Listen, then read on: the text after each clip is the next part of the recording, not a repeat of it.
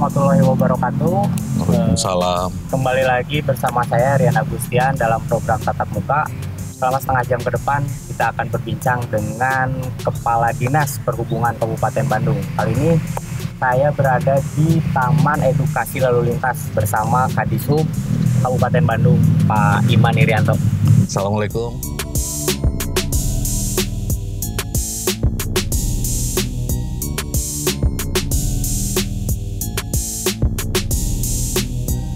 Apa kabar Pak Iman? Alhamdulillah sehat walafiat.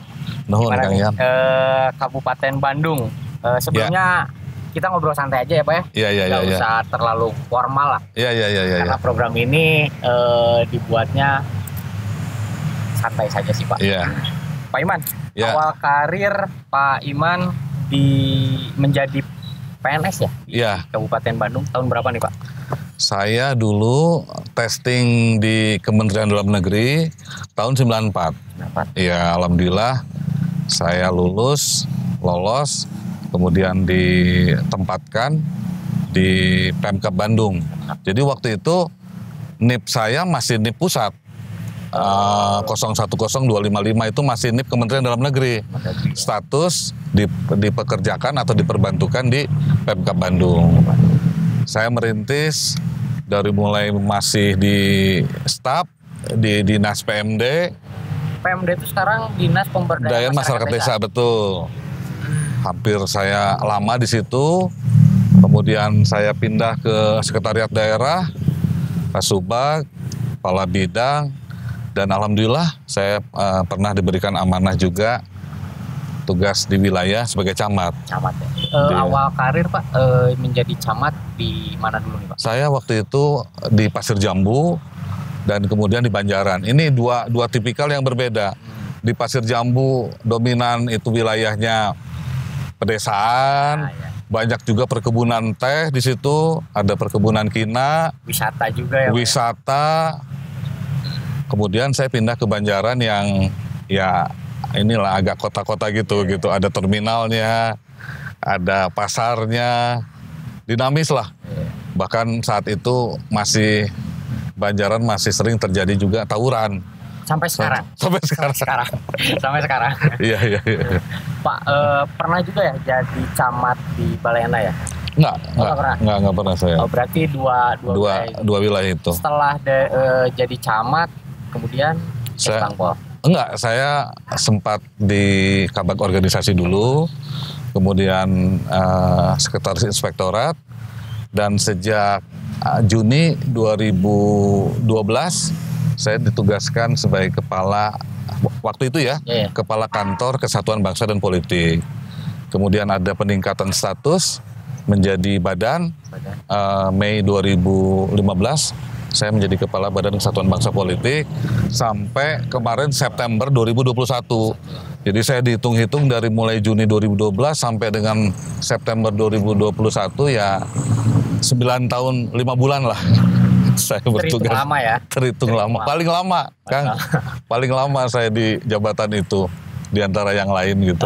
Setelah itu masuk ke? Alhamdulillah saya diberikan amanah oleh Pak Bupati, Pak Haji Dadang Supriyatna untuk mengembangkan karir, memperluas wawasan di lingkungan Dinas Perhubungan sebagai Kadis. Kalau secara ini Kes Bangpol lebih ke politik ya Pak ya?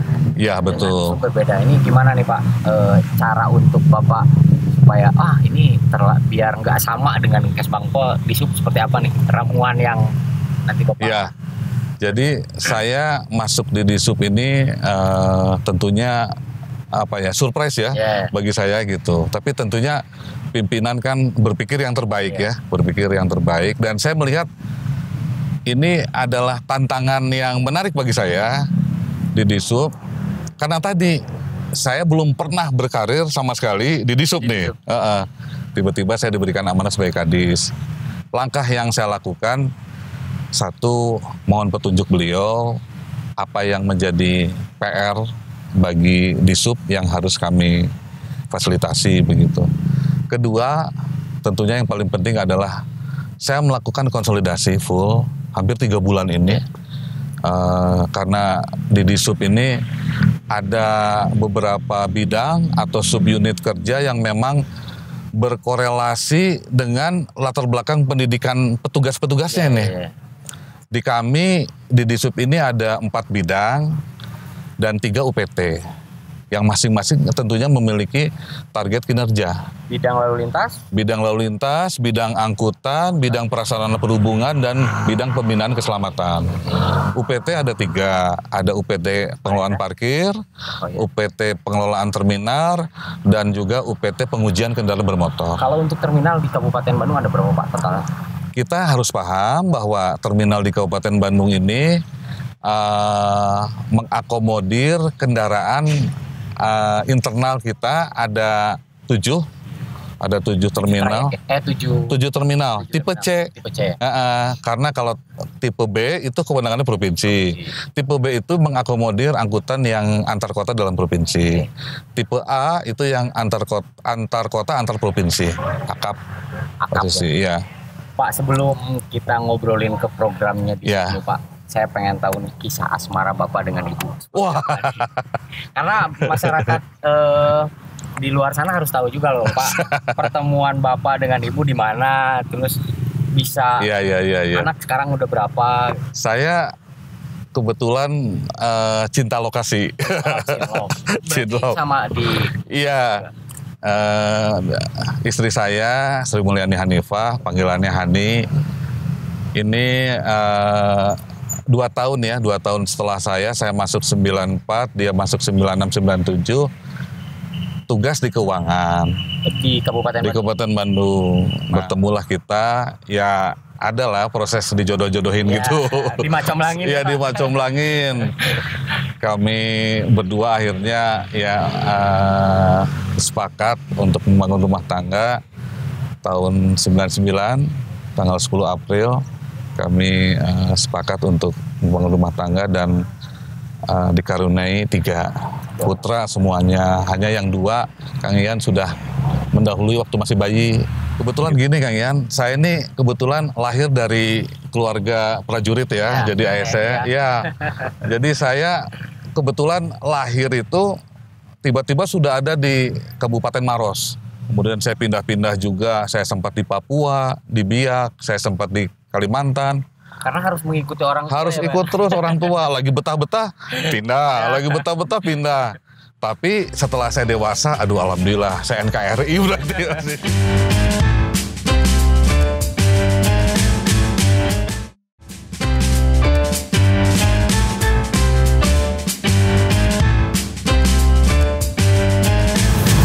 Untuk sisi edukasi nih buat masyarakat, keselamatan dalam berkendara ini akan menjadi prioritas juga nggak Pak nantinya di Disub Kabupaten? Itu yang sekarang sedang kita rumuskan. Jadi saya berharap dengan adanya Taman Edukasi Keselamatan Berlalu Lintas ini, kita nanti akan menggunakan objek mitra kita, beberapa guru di sekolah-sekolah. Kami coba mengejar dulu dari anak-anak usia dini anak-anak TK, anak-anak PAUD ini kita ajak ke sini, mereka mengenal pembinaan keselamatan di sini. Ada kereta-keretaan di sini, ada rambu-rambu yang mereka harus kenali dan lain sebagainya, dengan cara tentunya berusaha seakrab mungkin. Kita berikan door prize dan lain sebagainya. Nah, dari situ kami berharap baik guru maupun anak-anak kita ini bisa mengingatkan orang tuanya gitu. Apabila dia keluar nggak pakai helm jadi diingetin sama anak, kan malu jadinya tuh gitu. Bener. Mau belok ke sini harus pakai rifting apa semua. Riftingnya nggak belok ke kanan tapi rifting ke kiri. Mama. Diingetin oleh anaknya nanti. Bener. Harapan kami seperti itu. Selain itu Pak, saya pengen nanya nih, ini kan sekarang transportasi itu banyak online ya Pak ya? Iya. Apalagi ojek online sekarang. Nah ini bagaimana nasib para angkutan? Ya memang itulah yang menjadi PR besar kami, karena tantangan zaman. Ada beberapa profesi, ada beberapa pekerjaan yang mungkin mulai harus beradaptasi situasinya dengan zaman. Di antaranya tadi, kalau kita lihat sekarang kondisi angkutan umum di Kabupaten Bandung, walaupun saya perlu sampaikan ke Kang Ian, angkutan umum ini di kita dominannya justru antar kota dalam provinsi. Antar kota dalam provinsi. Atau disingkat AKDP. Ya. Itu tentunya mohon izin, itu di bawah kewenangan provinsi, ya? Penerbitan trayeknya, pembinaannya, pengawasannya oleh Disub Provinsi.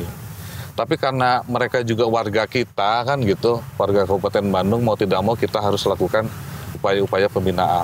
Tantangannya berat Kang Ian sekarang. Satu, tadi Kang Ian bilang banyak sekarang moda-moda yang bersifatnya online. Ya itu tadi, tantangan zamannya seperti itu. Jadi artinya rekan-rekan angkutan umum konvensional harus bersaing, entah dari kenyamanan, bukan hanya dari biaya ya, dari kenyamanan juga dari perilaku pengemudi gitu. Kedua, bukan hanya moda-moda online Kang. Ini kalau kita lihat kuantitas kendaraan bermotor di Kabupaten Bandung ini hampir di atas 60% roda 2. Ya, betul. Motor. Hampir sebagian masyarakat punya motor ya Pak ya? Satu rumah tuh bisa 3-4 motor gitu.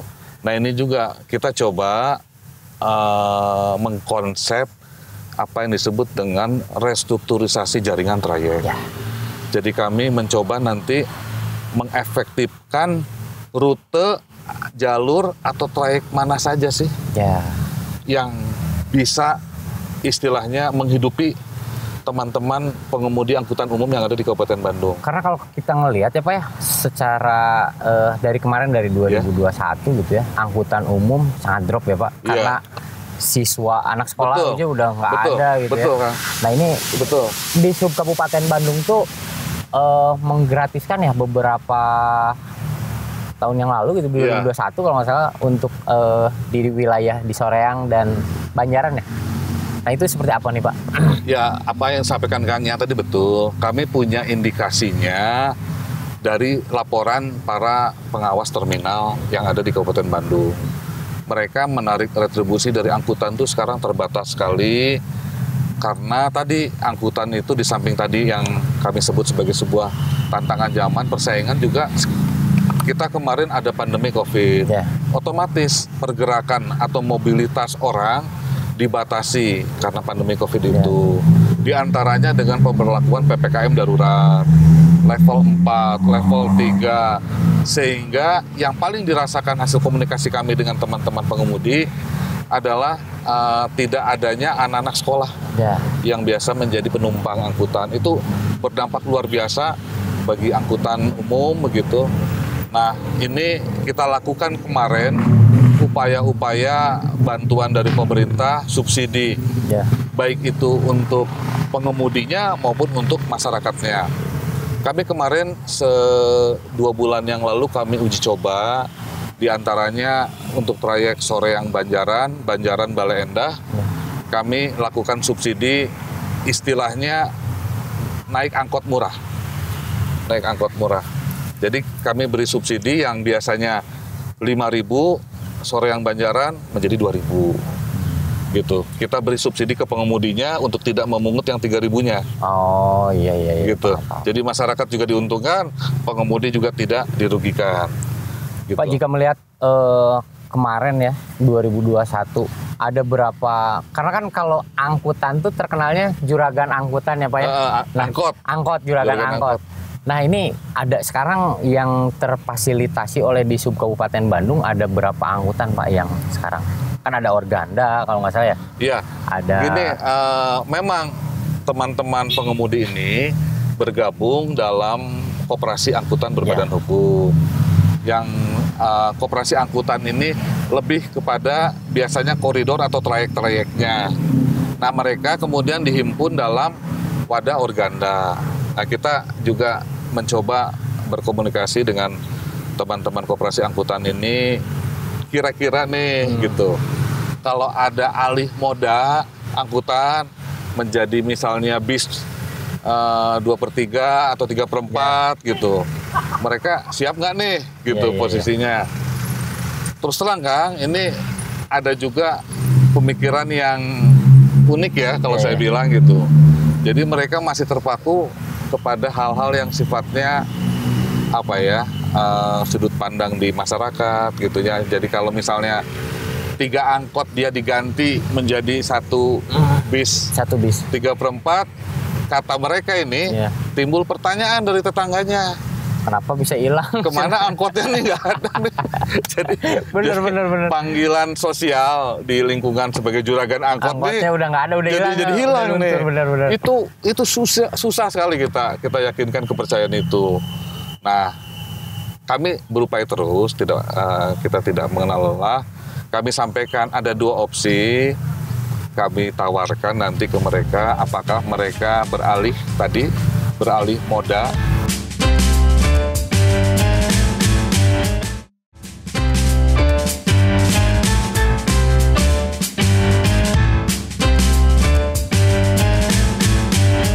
Berupaya terus, kita tidak mengenal lelah. Kami sampaikan ada 2 opsi. Kami tawarkan nanti ke mereka, apakah mereka beralih moda menjadi yang tadinya mereka pengusaha di angkutan umum lebih kepada moda angkot, kemudian menjadi ke bis 3/4, atau kita benahi jaringan trayeknya sehingga mereka masih tetap eksis tapi di wilayah-wilayah yang tidak terlalu ketat persaingannya. Jadi mereka istilah di kami menjadi feeder. Feeder itu angkutan pengumpan gitu, pengumpan. Biasanya itu ada di titik-titik yang angkutan pedesaan. Pak, kalau ini nih, berbicara kan Kabupaten Bandung tuh banyak tempat wisata ya Pak ya? Yeah. Apakah nanti ke depannya di sub misalkan kita kan punya dom nih yang luas parkirannya sangat besar nih Pak. Apakah nanti di sub Kabupaten Bandung akan memberikan inovasi nih bahwa siapapun yang akan datang ke Kabupaten Bandung, kita siapin moda transportasi seperti bis misalkan untuk ke tempat wisata. Akan seperti itu nggak Pak? Iya. Kemarin juga pada saat kunjungan kerja Pak Bupati ke Disub, kami sudah sampaikan itu. Kami laporkan apa adanya ke beliau bahwa di Kabupaten Bandung ini Kang Ian belum punya terminal tipe A. Ya, antar kota, antar provinsi gitu. Nah, kami berharap ada kajian di kami di 2 titik, Kang. 1 di Cileunyi, 1 di belakang Balai Rame ini. Kami berharap di situ ada terminal tipe A, nggak apa-apa. Terminal tipe A itu pengelolaannya betul oleh kementerian, dibangun dan dikelola oleh kementerian. Karena ini memang kewenangan mereka gitu. Tapi kita nanti, tadi kata saya feeder, angkutan pengumpannya. Pengumpan aja ya. Jadi mereka masuk di soreang, bis wisata dan lain-lain. Kita yang menyiapkan, disitulah nanti kita. Di samping kita kan juga bisa promosi untuk barang-barang UKM produk kita. Sebelumnya perlu saya sampaikan Kang Ian, di penarikan untuk PAD parkir ini ada 2 jenis dulu Kang. 1 pajak parkir yang difasilitasi oleh Badan Pendapatan Daerah. Kedua retribusi parkir yang dikelola atau difasilitasi oleh kami di Sub. Contohnya misalnya untuk hotel, untuk rumah sakit, kan ada secure parking gitu. Mall. Nah itu masuknya pajak parkir.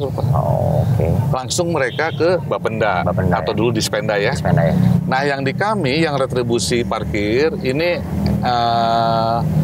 Ketbub di kami memang masih Ketbub yang lama, tahun 2015. Ini ada 184 titik parkir yang ada di 31 kecamatan.